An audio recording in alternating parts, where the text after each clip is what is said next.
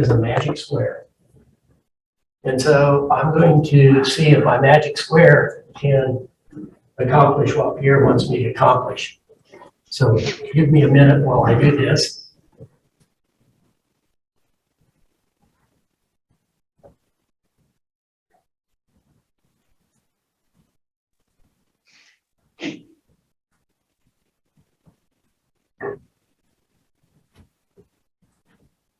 You fooled me right at the start.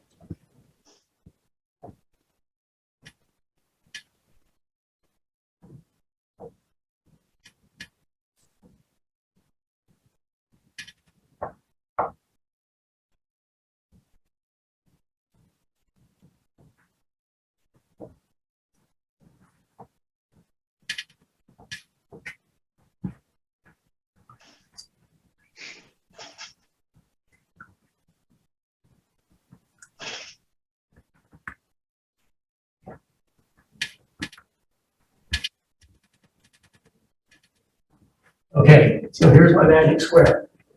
8 and 11 is 19, and 4 is 23. 4 and 7 is 11, and 12 is 23. 8 and 9, 17, and 6 is 23. 15 and 8, 23. 10 and 13, 23. 13 and 10, 23. 10 and 13, 23. 13 and 10, 23.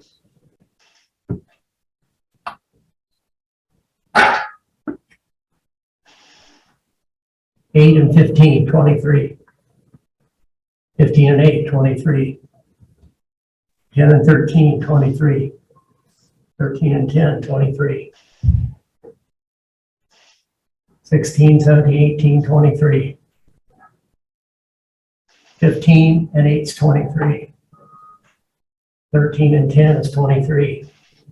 10 plus 4 is 14, and 1 is 15, and 8 is 23. So the point I'm trying to make is you may have a product and you have a customer, and the customer has a need that needs to be met, and so you're trying to meet that. But even though I had a perfectly good product and I understood my customer, and we built this magic square, I still had to provide a skill to make it happen. Because the magic square by itself isn't going to do anything. And if I didn't have the right skills, I couldn't step up here and make my machine do what I wanted it to do for my customer. So the whole goal of what we're trying to do today is say, okay, we oftentimes in startups think about product. We encourage you a whole lot to think about your customer. But oftentimes we don't talk very much about what the skill set it takes to manage a company. And actually, there's a lot different skill in managing a company than there is in building a company. And you've got to know some of the difference, and you've got to have the right people and the right skill sets on your team to be able to do that. So what we're going to do today is talk about some of those issues that I think are important based on my experience. It doesn't mean it's all encompassing. You can probably go on Google today and say, what are the 10 major reasons they fail, and they come up with some different ones.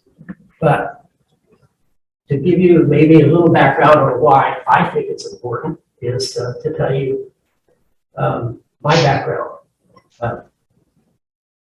I have actually started 4 different companies. The first one right out of college.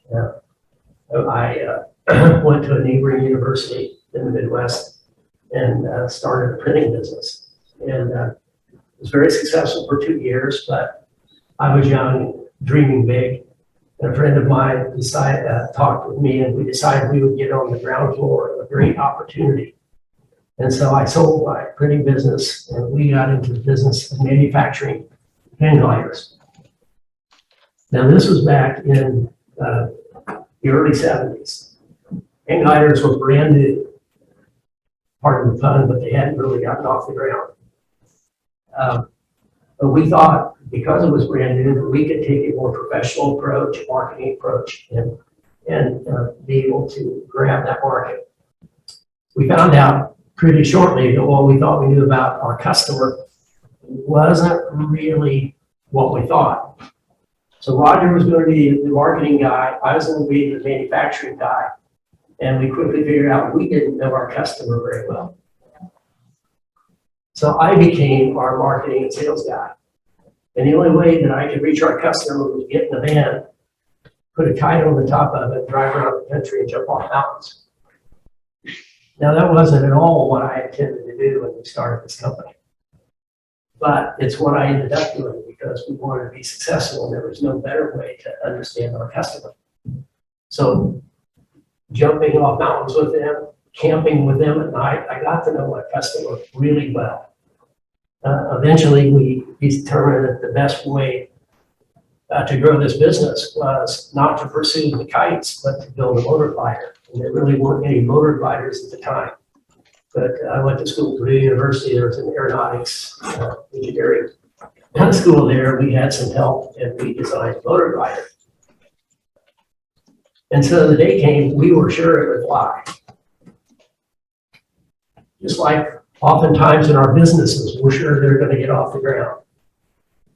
But we found ourselves one day in a grass airstrip with a 30-foot wingspan weighing 80 pounds that I had to pick up and carry and run with it to launch it.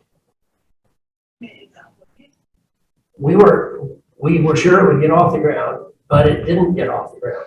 And so I dove into the ground. I did this time and time again, and we just couldn't get the launch angle right.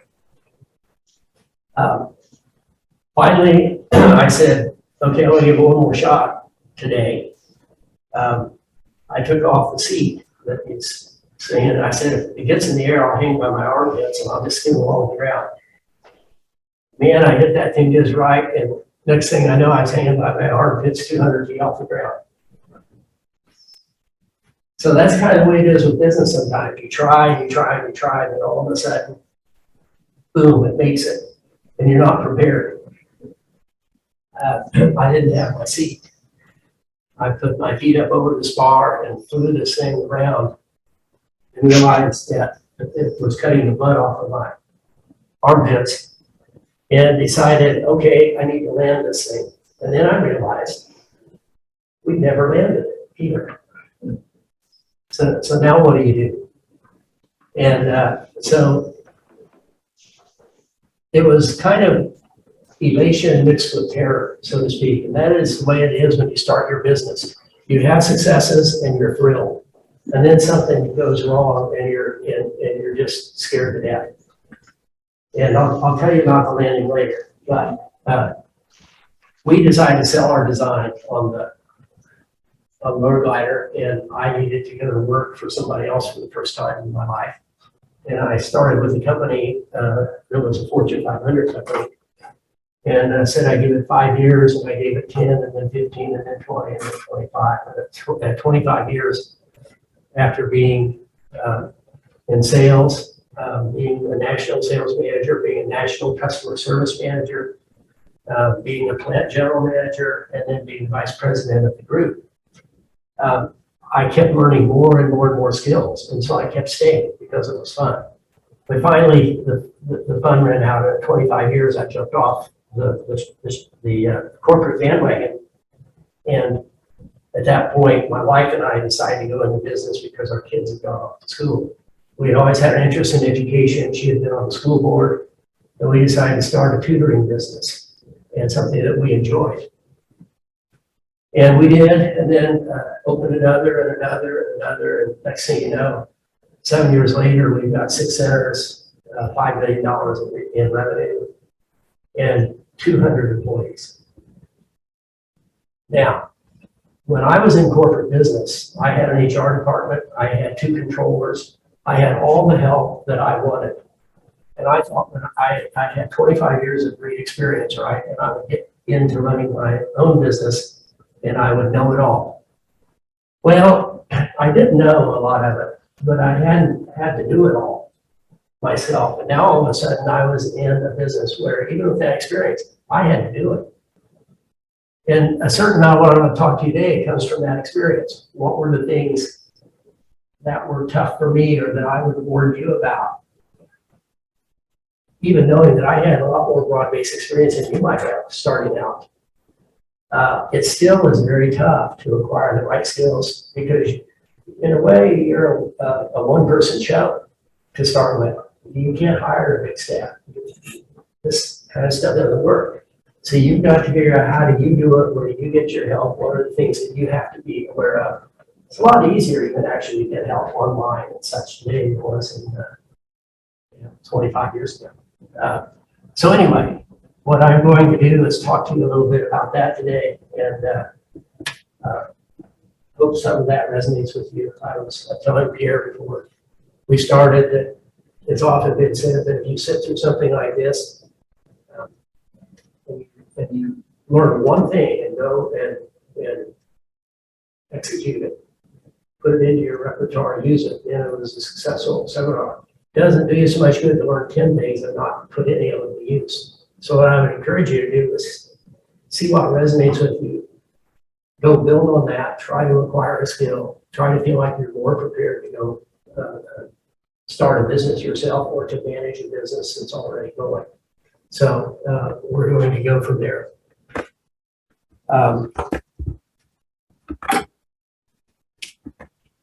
Let's see, I forgot that I'm the new person who's driving this.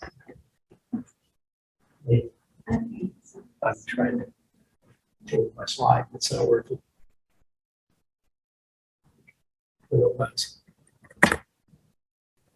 So here's my list. And this list, by the way, isn't necessarily in order of importance. It's just in the order that I will speak out today. Got my back to here. So. And what I'm going to do is go through the first 4 or 5 pretty quickly. And I'm going to spend a lot of my time on the last 4. And that's because these are things you never hear about, but are really pretty critically important for trying to run your business. So, rarely do you find businesses fail because their product was just bad. You really had a good idea, you kind of vetted it, or you wouldn't have taken it to market. And usually it's not that you don't have any customers. You may not have the right customers, or you may not have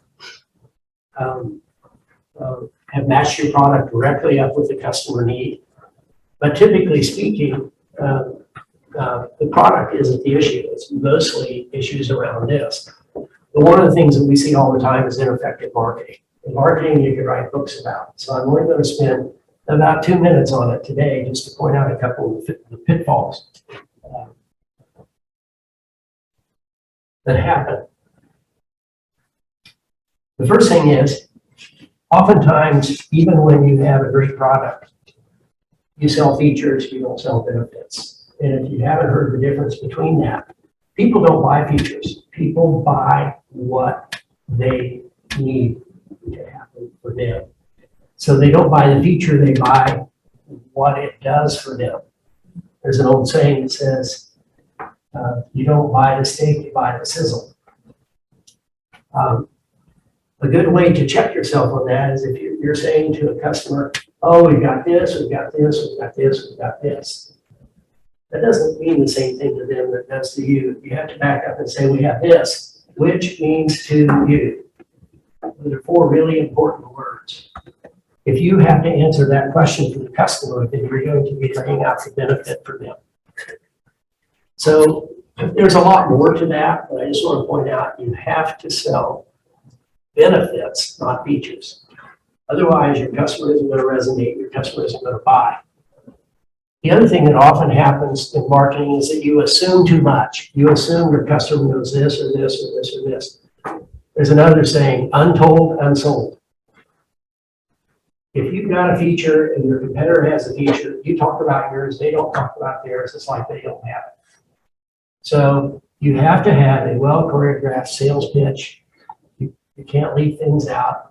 You've got to make sure your customer hears the whole story every time, and you've got to be selling the benefits, not the features. Moving on, customer discovery is talked about quite a bit, particularly in startups and in Launchpad and in iCore, in a bar. You have to do the work. You've got to get out in front of your customer. Maybe you don't have to go jump off mountains like I did or camp with them. but you've got to get in front of them. You've got to ask them a lot of questions about their unmet needs. And when you do that,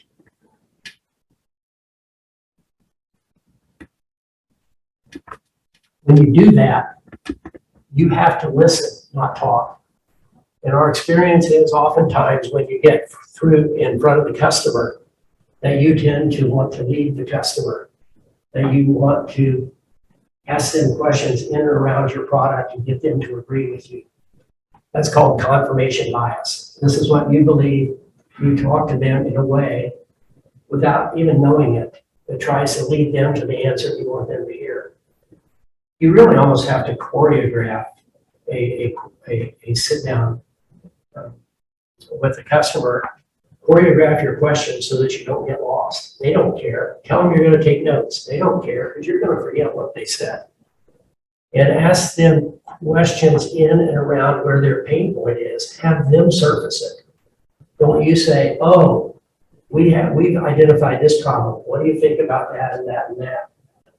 Don't do that. Say, hey, tell me what problems exist in your life in this area and see if they bring it up. That means it's a real issue. If they don't bring it up, it may not be a real issue, and you may have to probe a lot more. So, and the other thing about customer discovery, and we spend a whole session on in the Innovar program, and I know that Francis works on this even in the launch pad, is a lot of work behind that. So I'm not going to beat that to death. But the other thing is it has to be an iterative process. You don't talk to your customer once and then assume nothing changes. You've got to go back and ask them again and again and again. So at least once a year, get out there, get in front of your customer, determine if your product is hitting the mark. So you've got two sources over here. You've got Blackstone Launchpad.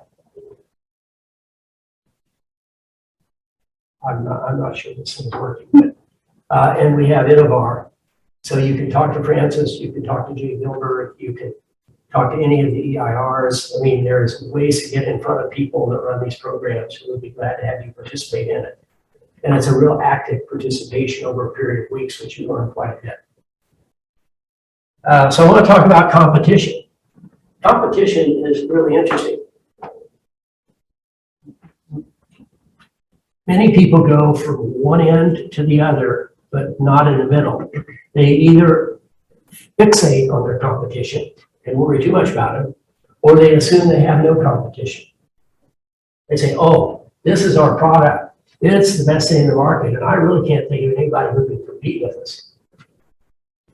You're probably always wrong when you say that, because there are other people out there that may not even be a product like yours that is competing for that customer share of mind. So competition is important. You need to use market intelligence, which means secret shopping. There's nothing wrong with secret shopping. Go in and see what they tell you, how they try to sell you, how they sell their products so that you understand what you're up against. But don't obsess over it, because if you spend all your time playing defense, you're playing no offense. And the game here is to take your product, make it better, understand your customer better, and get it to not to worry about your competition. I remember a story I heard once where there was a barber who was very successful for many years, and he did haircuts for $12. And all of a sudden, one day across the street went up a big sign that said haircut $6. And all of his employees were like, what are we going to do? What are we going to do? We do this, we do that. Got a lower price, and the owner went out the next day and put a sign in his window that said, we fix $6 haircuts. The point there being, you don't always have to match price. You don't always have to match product. You have to think about what it is they're doing and maybe have a power move, but then get back to what you're doing. Get back to being a barber who does $12 haircuts, to do it better than anybody else. So that's some advice there. There's a lot more to learn about competition. You can also learn that at Blackstone and Innovar. We spend quite a bit of time on that in those programs. Something that I'm going to pull out of this is failure to pivot.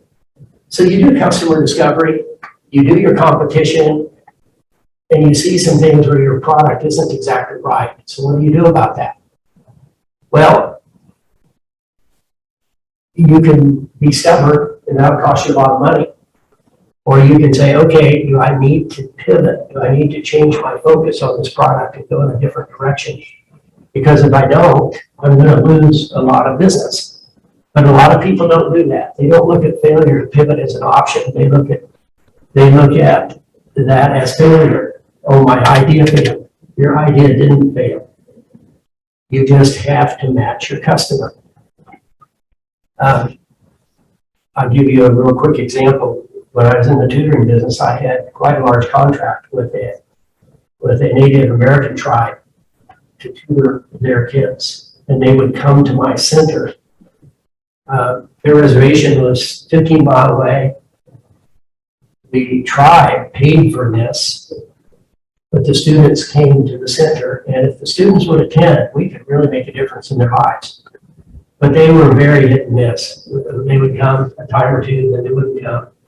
And so I went to the tribal council meeting and said, look, you need to provide some discipline here to get these people here. We can't help them. And it's costing me money because I'm reserving a seat and a teacher and they're not showing up. And I thought that they would be happy that I was going to save them money, right? And they said, no, we're not going to do that. If you think that they're too far away, then you move closer to them. Well, that wasn't an option. I've got rent. I've got a building. I'm in the middle of it. I can't go out on the reservation. And I was kind of giving them some reasons why. And they had an Indian school there called Only Indian School. And they said, we'll give you a classroom. I'm over here to teach. I said, okay, now I can see a way to pivot. But I couldn't see it. My customer helped me in that case. They said, why don't you try to do this, and then we can be successful and you can be successful. That probably saved me about $100,000 that year of being able to be on their campus, so to speak. And during school, during passing periods, they would come into my classroom and we would do remedial reading and math instruction. But there's an example. If I said I couldn't do it and I wasn't willing to try to do something different and see it from their point of view, it would have cost me a lot of money.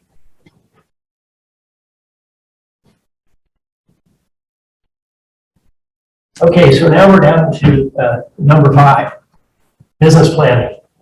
You'll note that I underline business plan. Everybody talks about a business plan, particularly with startups. Oh, you're going to have a business plan.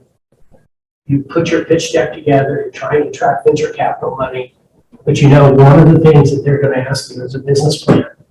Well, what's a business plan look like? A business plan, if done properly, could be 30 to 50 pages. It's a daunting task, particularly for a new business.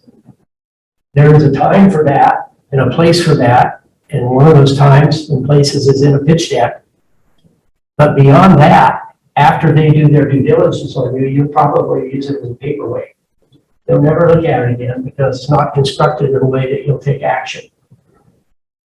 And so you walk away from business planning because of the business plan. And that's a big mistake. You have to do business planning. You have to target and set milestones by month and by quarter, or you're never going to get there based on all sorts of things: sales dollars, marketing spend, profit. You even have to plan for profit. Most people worry about planning for sales and assume that profit comes out the end. That's not the case. You have to plan for profit or you'll never have it. And so even a banker, when you go in to get a loan, doesn't want to see your whole business plan. He wants to see an executive summary of that. A good business plan will have an executive summary. Part of my advice is if you have to do a business plan to try to attract capital, and you do a really good executive summary, that executive summary can serve you well down the road in times like when you're going in to talk to a banker. So So, but you have to business plan. Don't let business plan scare you out of business planning. After all it is a roadmap. It gives you some direction on where to go, because you can't just wake up every day and decide, okay, I'm going to go this way or I'm going to go that way. You have got to wake up every day with a plan. There's no time to waste. If I asked you to head to Chicago today without a map or GPS, could you get there? Well, you probably could, but it wouldn't be very efficient. You'd be all over the place. You'd have to stop and ask directions a lot. And that's just the way it is with your business. If you don't have a roadmap that you thought about with your team, that you checked out with advisors, that you think is a roadmap to success, then you're not going to get there. They often say if you fail to plan, you plan to fail, right? So what you do with that plan is, after you plan, you've got to use it. You've got to review it once a month. You've got to check yourself against milestones, and where you're falling short or you need to change it, you've got to act. If you don't do this, then it does you no good to do any planning. So you have to learn a discipline of planning, and that discipline is not just to plan, but it's to review and it's to act. Now, if you find yourself having to do a full-blown business plan, one thing I recommend is go to SBA.gov, Small Business Administration. They've got really an excellent outline and advice on how to build a business plan. Way better than I could give you. So I would just point you in that direction.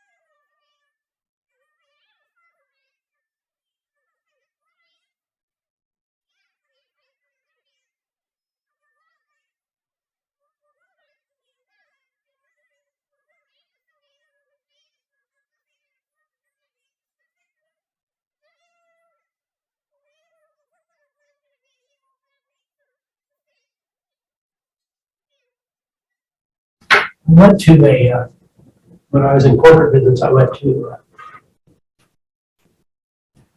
a seminar they sent me to, which was 1 week long with executives from around the country. And they kept us for a week, and they did all sorts of really strange things and tried to throw us out of our normal pattern of thinking. And they did us up in the middle of the night to do exercises, and they do all sorts of things. But they were trying to teach us how to lead change. And one of the activities they did, we had 24 people in this class, and we were sat around the room in the order that we had scored on a Myers-Briggs test on thinking and feeling, from highest down to 0 up to lowest. And they just did this.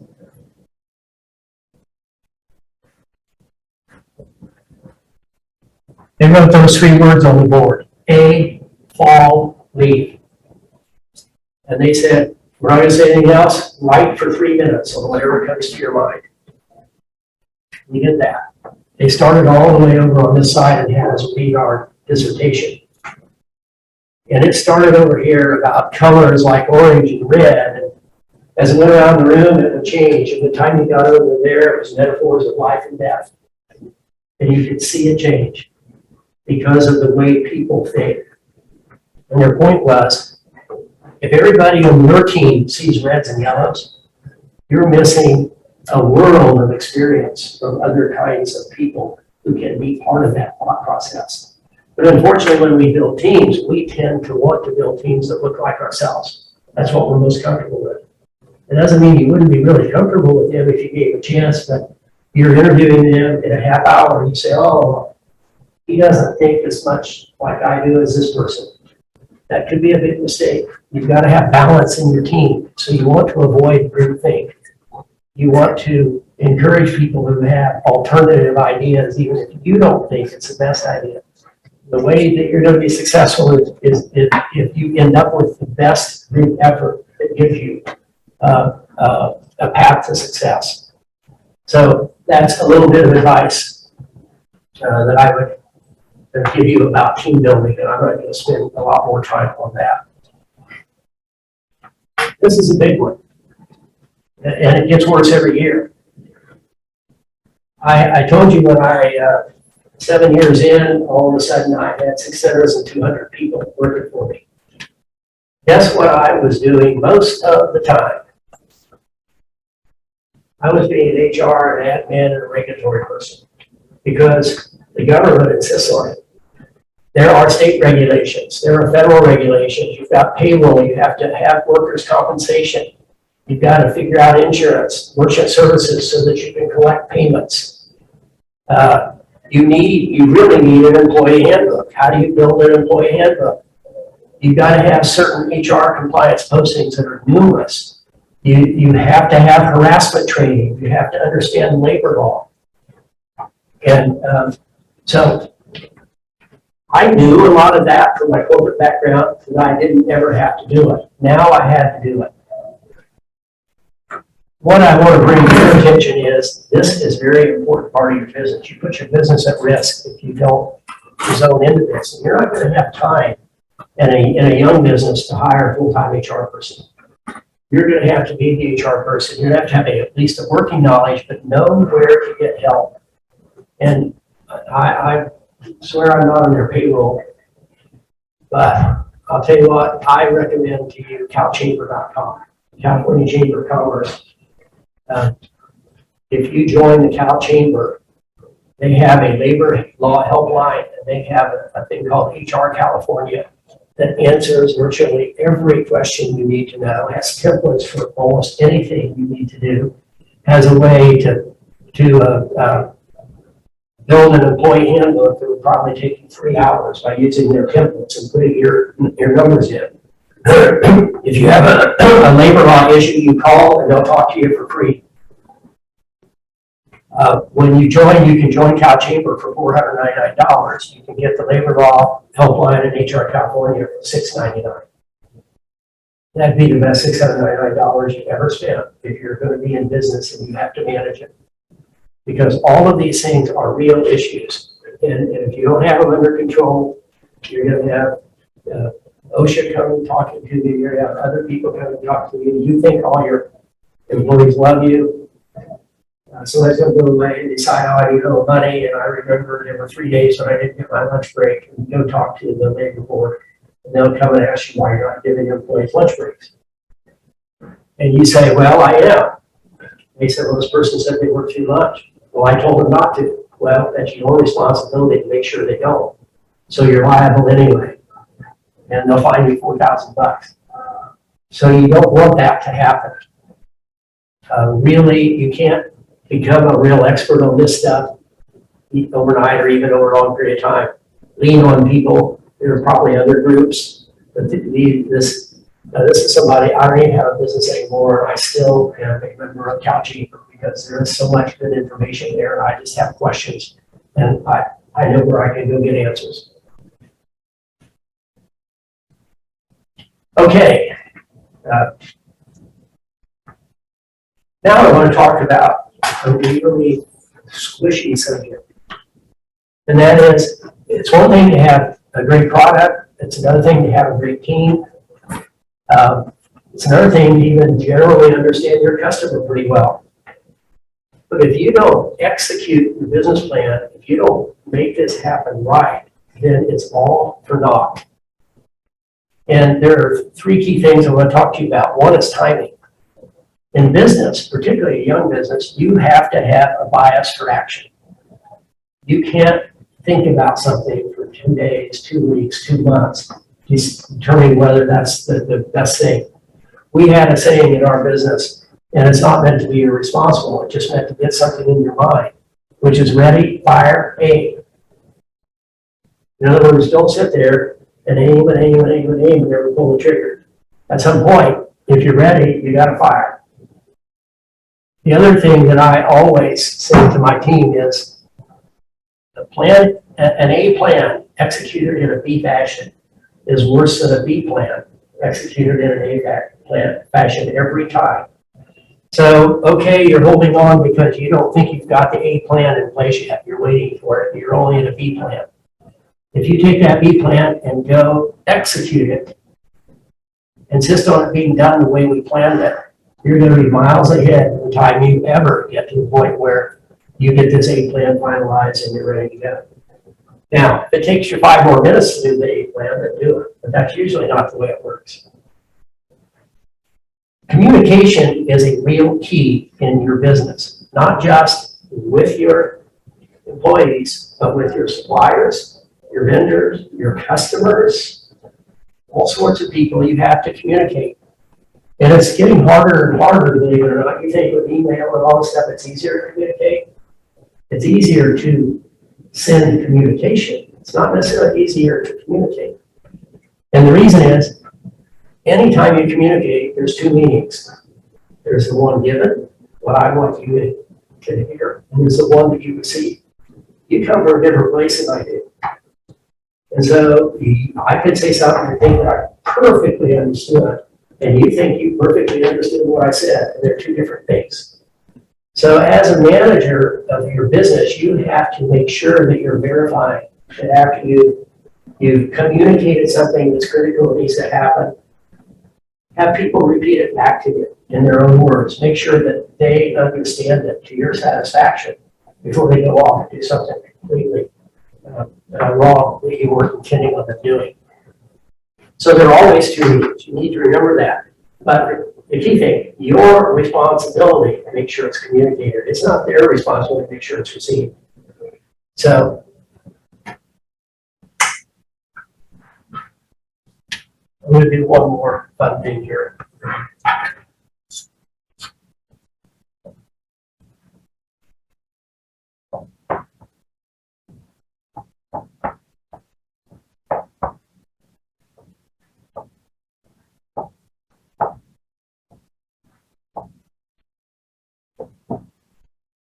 That's a pretty easy sentence. I didn't steal her money.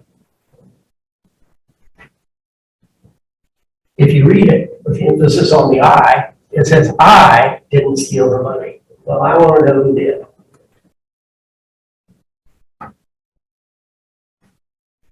If you give the emphasis on the didn't, I didn't steal her money, then that you're communicating very clearly you had nothing to do with it. If the emphasis on steal, I didn't steal all her money, well, what did you do with her money? I didn't steal her money. Well, whose money did you steal? And then, of course, I didn't steal her money. Well, what did you steal that she had? And so that's just one sentence, and there's 5 meanings, depending on how you say it and how you interpret it.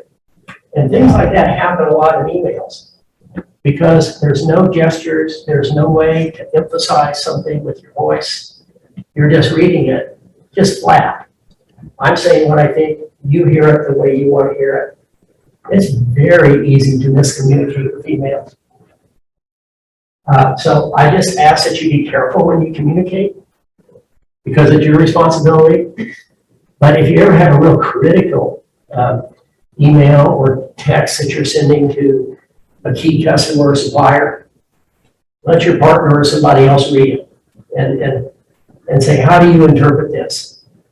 And you might be surprised that they say, well, why are you angry with it? So, well, I'm not angry with them. Well, that's what it sounds like. So, communication anymore in your business is very key.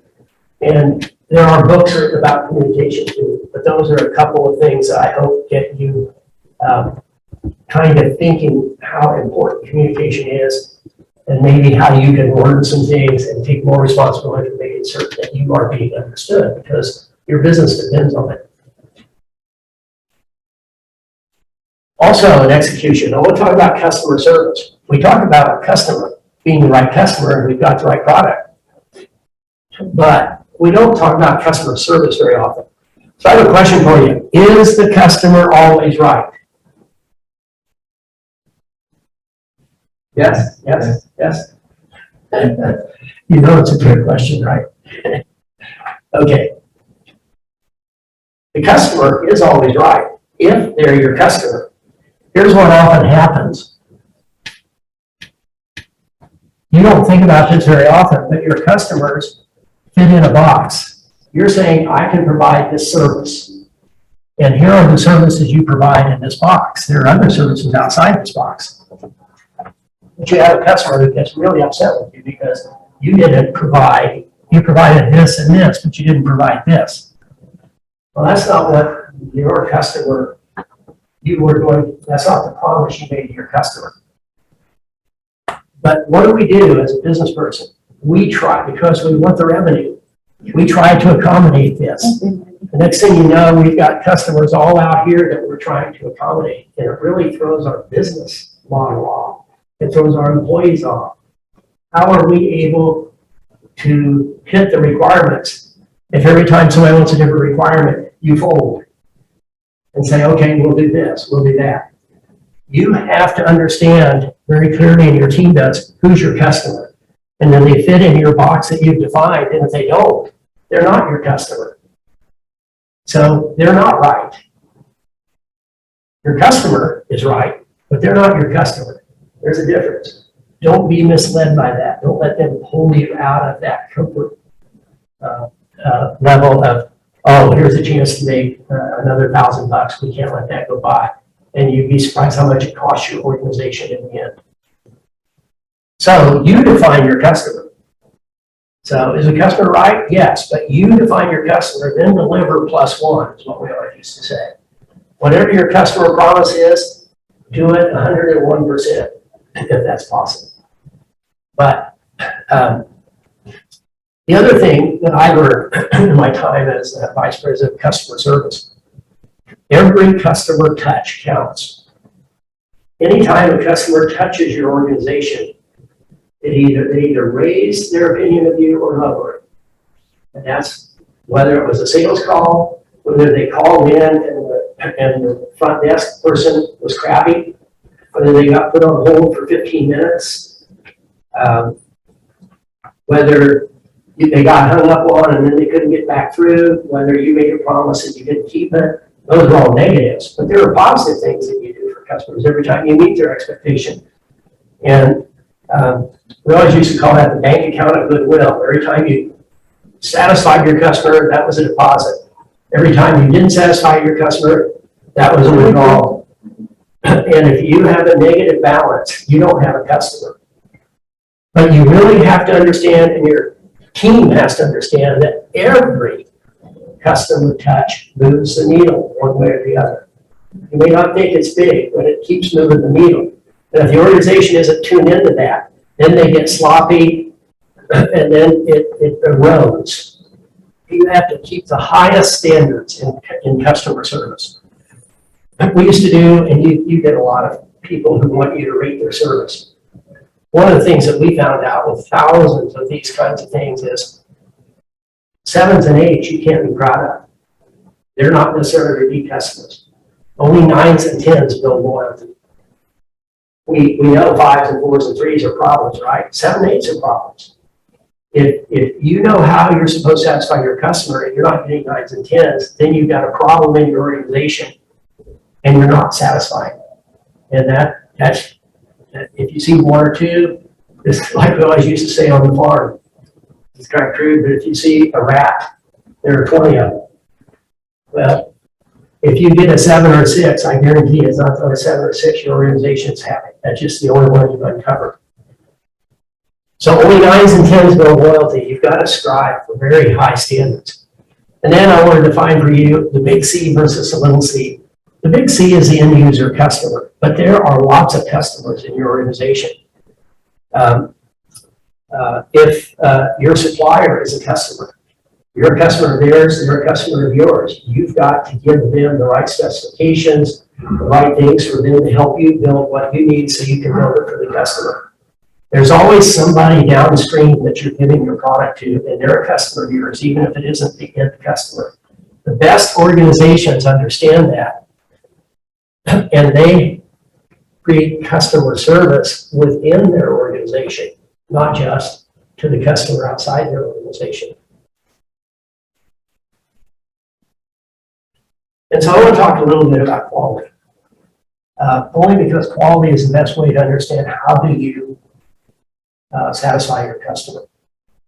So this is a problem. How do you define quality for a customer? Well, somebody says, well, it's good. Well, what's good mean? What's good enough mean?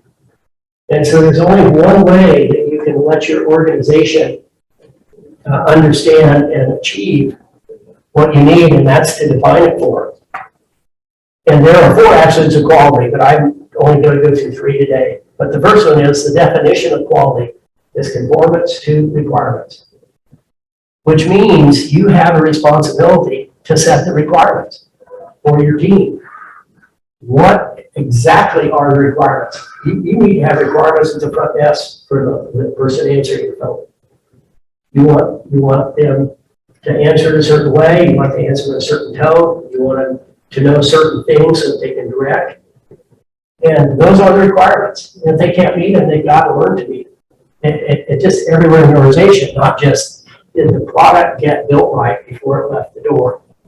So the definition of quality is conformance to requirements. But the system of quality is prevention, not find it and fix it. And that's what most organizations do. Oh, well, this is wrong. Okay, we'll fix it. That's very expensive to an organization, and it's very irritating to a customer. Even if you do anything in the world to go fix what you sent in that was wrong, that really is a big withdrawal in your bank account of goodwill. So you have to prevent these things from happening. When you see a non-performance, we always used to say, ask why 3 times. Well, this happened. Why? Well, because this. Why? Well, because this. Why? If you don't get 3 levels down, you're not going to get to the root cause. And if you don't get to the root cause, I guarantee you, it'll pop up again in a month. And you get to do it all over again. So take the time when you see something is wrong and get to the root cause and put a fix in and make it work. And the standard of quality is 0 defects. It's not 95% right. It's not 96. It's not 97. If the airline industry operated at 99%, 99.9% today on safe landings, we'd have 10 crashes in the United States every day. They can't get by with 99.9. They got to be. I mean, when you're flying, you want them to be 100, right?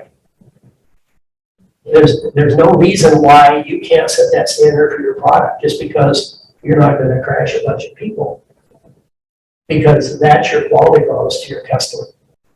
So you do need to think about a quality. If you have a very technical product, you're probably going to run across some things like ISO 9000, ISO 9001, which are international standards of quality that allow you to sell into certain really critical industries like airlines. So you don't think about quality much. I just ask that you educate yourself on quality and take it seriously and be a quality crusader. All right. We're going to talk about cash flow. No matter what your product is, we're all in the business of moving dollars and cents around. That's what it's all about. We take revenue in, we use it for a lot of purposes, we build a product, we sell it, but it's really just moving dollars and cents around. And we had in our last end of our class, we had a very successful entrepreneur, Leslie Hickel, gave a presentation, and somebody asked her, what is the thing that you would do differently? She said, I would understand the relationship of the financial levers in finance a lot better. And she wasn't like she had none of that skill, but she realized you had to have more and more and more of it. Otherwise, you can't use it as a decision-making tool. So here's what I like to say to people. So you have most of you are familiar with the P&L or income statement. Most of you are familiar with the balance sheet. So you have an income statement and that's produced once a month. You either use QuickBooks or you even have an accountant if you've got a big enough company. How do you use that P&L? Most people go right to the bottom line and see if they make money. And the thing about it is, and then you go to the top line and see what their revenue was, because they targeted for revenue, and they just assumed the profit was going to come out the bottom, or hoped. So instead of planning for profit, they hoped for profit. And then if it wasn't the profit they wanted, what do they do? Well, they don't know what to do. Well, I would suggest that what they're doing is using the P&L as a thermometer. They're just looking at see what the temperature is. Here's the temperature of my profitability. It's high, it's low, it's all over the board. You need to think of this as a thermostat.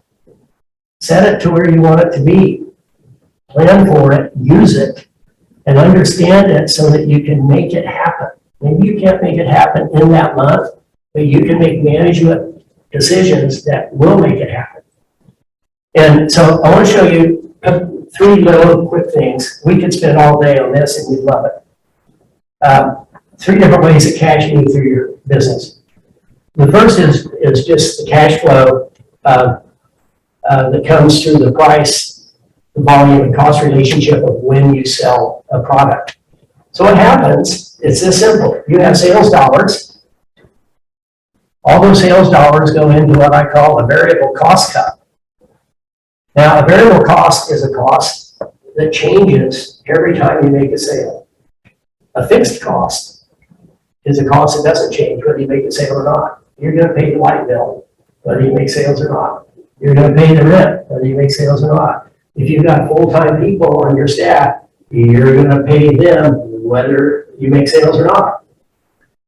It could be that you've got labor that's variable. If you've got different people that provide a service to customers only when the customers are in, and you staff that way. So you could consider some labor variable cost. But the key thing in understanding how to manage and pull financial levers is to first understand clearly your variable cost versus your fixed cost.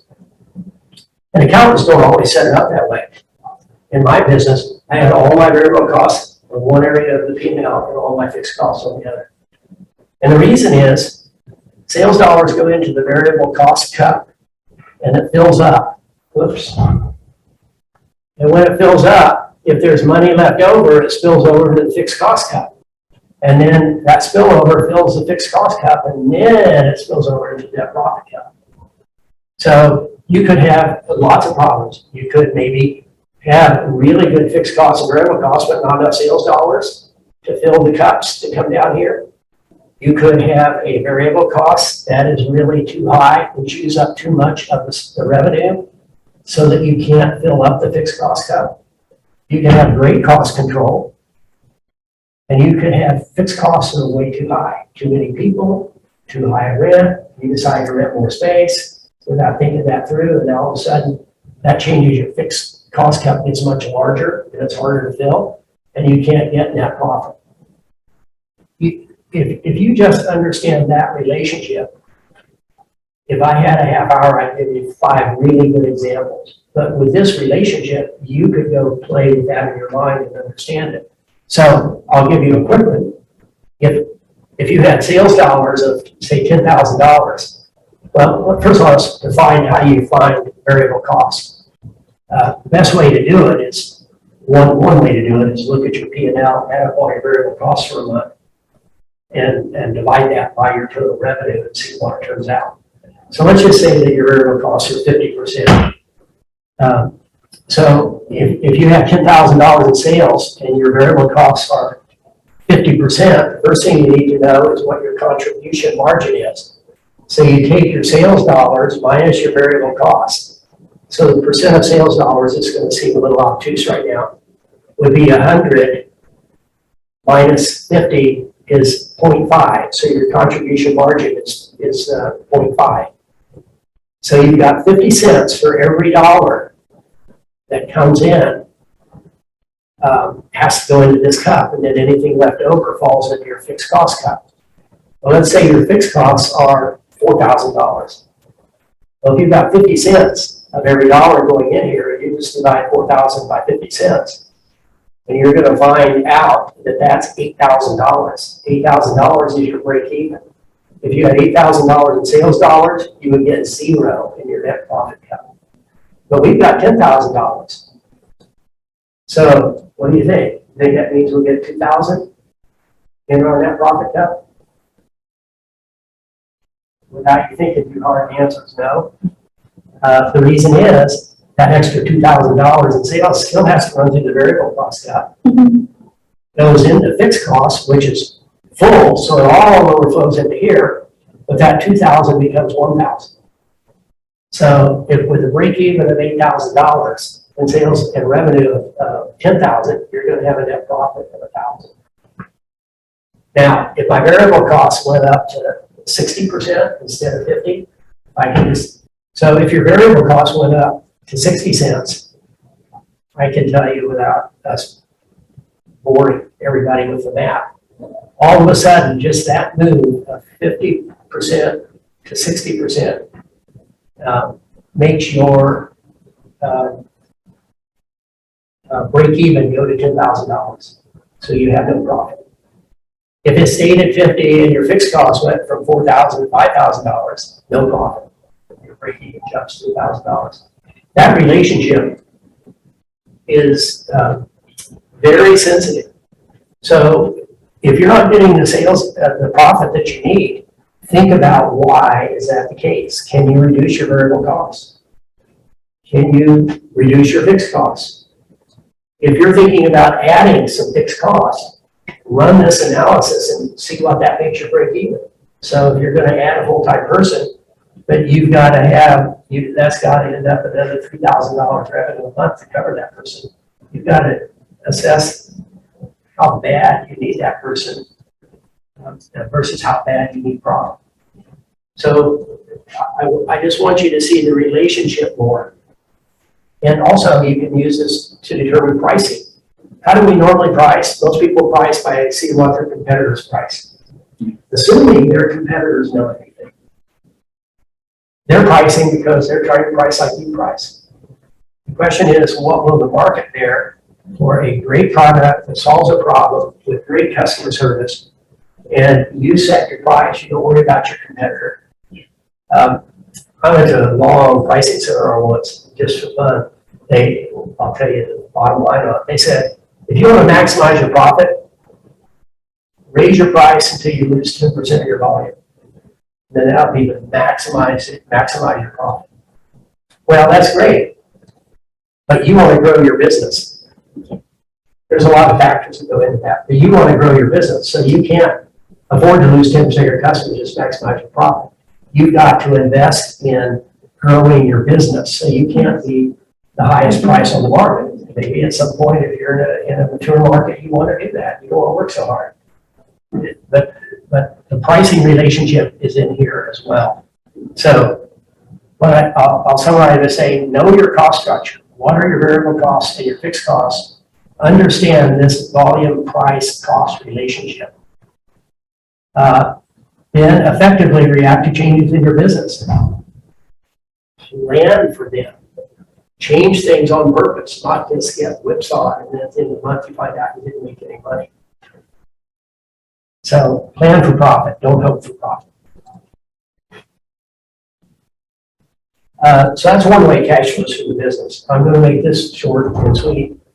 But another way you need to understand is how cash works in your business and the relationship between the income statement and the balance sheet. So you have sales, you end up with a net profit, hopefully you have a profit. What happens to that profit? It goes to do three things, either pay for new assets to pay off debt or to pay out to owners in a profit. Pay out doesn't necessarily mean writing a check, it means going over the balance sheet and landing in your net worth. But so that's the use of the profit. So you've got assets, liabilities, and net worth. And as a business person, you have to decide how you use this.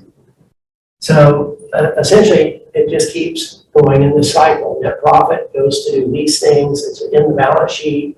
And then you use these assets and cash that you have to do things that allow you to sell more. And if you're efficient at that, and you're thinking it through, rather than just stopping right here with your net profit and not thinking about how this happens when you go buy a new piece of machinery, you do it without looking at your debt load or other things. We could talk an awful lot about a balance sheet, and because of time, I'm going to stop there on that one. And the third relationship you really need to understand in business is what I call the survival cycle. That's working capital. So what happens is you build a product. It becomes inventory. You sell it. It becomes accounts receivable. Now sometimes they pay cash for it right away. Sometimes they don't. You have to carry the customer. What happens to accounts receivable? You have to convert it to cash. So I know so many businesses that say, wow, we're short of cash. And I look at their accounts receivable. There's $200,000 in their accounts receivable. So, well, what about this? Well, that's a good customer. I hate to ask them for the money. Well, is he going to come to your funeral? Because they're going to bury your business. You have to have very strict ideas as a business and make sure your customer understands them up front about how this working capital cycle works in your business. That they've got 10 days or they've got 30 days. If they don't pay after 60, you quit shipping. You're not going to just build debt because you're afraid to lose a customer. Why do you care about losing a customer that doesn't pay you? It's a good question. So this cycle operates completely within your balance sheet. That's where your accounts receivable shows up, your cash, and your inventory. But the faster it turns, the more healthy your business is. If you sell for cash only, you've got a great business if your customers are happy. I'd just like to reiterate something I said earlier. Managing a company is different than building a company. And some of the things that I've showed you today are things you need to acquire, skills you need to acquire to manage your business successfully. And it's not to say you have them now, but you have to have them all, but you have to be aware of them. You have to know where you can get the help. And you can't overlook things. You can't buy insurance just because you don't understand it. You have to buy it. You have to have workers' comp. These are things you have to deal with merchant services, as shady as some of them are, because you've got to be able to take payments. But you have to know enough about it so that you don't get taken advantage of. Because most people that are selling new products that you have to use are telling you they're your best friend, but they're there for one reason, that's to make money for themselves. And so they think you don't know what you're doing. They'll make more money from you, and take less money from you. It's the way business works. Here's a little caveat. Whoops. Know when to fire yourself. I kind of was to that point 10 years into my tutoring business, and I was dealing with 200 employees and just up to my ears in HR and all the other things. The reason I got into the business, I wasn't doing anymore. I had to make a decision. Do I want to invest in a lot more fixed costs by adding full-time people to run this, in which case I was going to have to commit to expanding the business even more. And quite frankly, I was ready to retire. So it was a good opportunity, and I sold the business. So you don't have to necessarily sell the business to fire yourself, but sometimes in a company, it gets big enough that you aren't the best person to be managing it.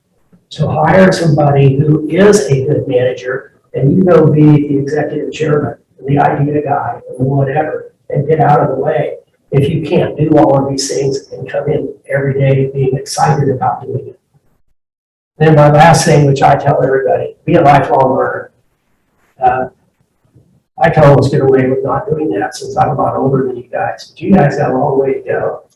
And the change of pace is happening. The pace of change is happening so rapidly. You guys have to learn and learn and learn. And I'm going to be excited to watch you do it. All right. I don't know how much time we have for questions. That's a question. So, what's the biggest challenge you face when you first started your own business? So I'll answer that two different ways. By the way, I landed in lower fire safety. But that's another lesson in entrepreneurship, because there I was trying to decide, well, where's the stall speed going to be? I had I have a kill switch in my mouth. I got clinched. If I get spit out and kill the engine, I bring that up just for safety. I knew I couldn't stall it, so I came in really hot and low. Hit the ground, spit the switch out, tried to keep up with the motor environment 1 mile an hour at flattened me. But I was on the ground. So sometimes you have nothing, no other choice but to land the ship. And you just have to figure out how you do it. Maybe you'll end up face down, but at least you're alive. So in my first business, quite frankly, I got out of college, I thought, gee, I had worked in a 3-cent coffee business. I thought, how hard can that be? And I don't want to go work for somebody else. I just jumped in and did it. I had no fear. I had no challenges because I didn't know anything. That's not where you want to be. You want to understand, you want to know enough. Like you guys already have more perspective of that than I can find at that. The second time around, when I, after all my corporate business experience, I launched our tutoring business and was really taking it very seriously, doing all the things that I had to do. I would say that my biggest challenge was finding the right team.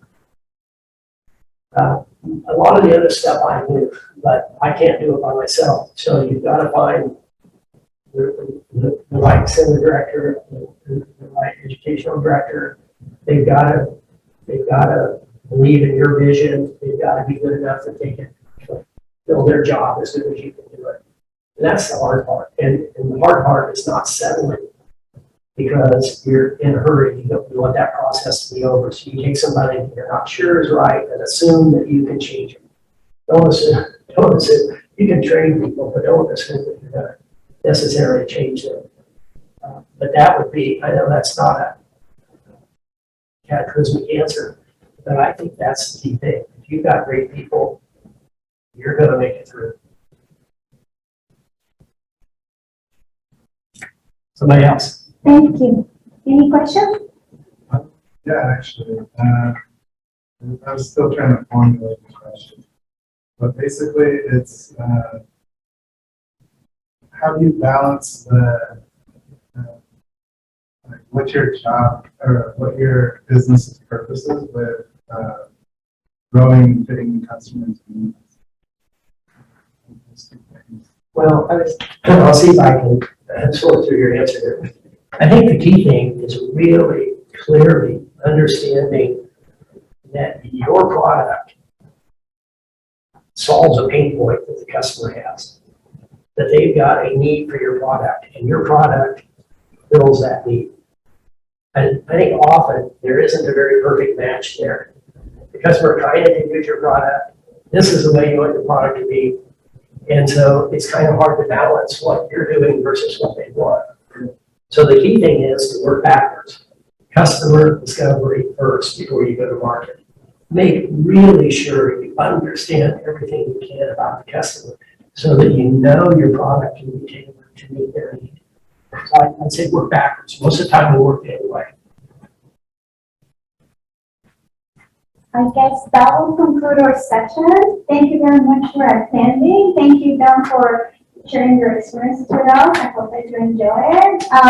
Let me remind you that this was recorded, so we are going to share this information with you. And also, we're going to share the PowerPoint presentation as well, so you can revisit. Thank you. If you have any questions, get a hold of me. In fact, I should have put my email up there, but I'll give you my email address if you want. It's jweiss1420. So if you have questions, so just send a call. I'll be glad to answer. And I get that checked. Appreciate that. You're welcome. Hopefully it's helpful.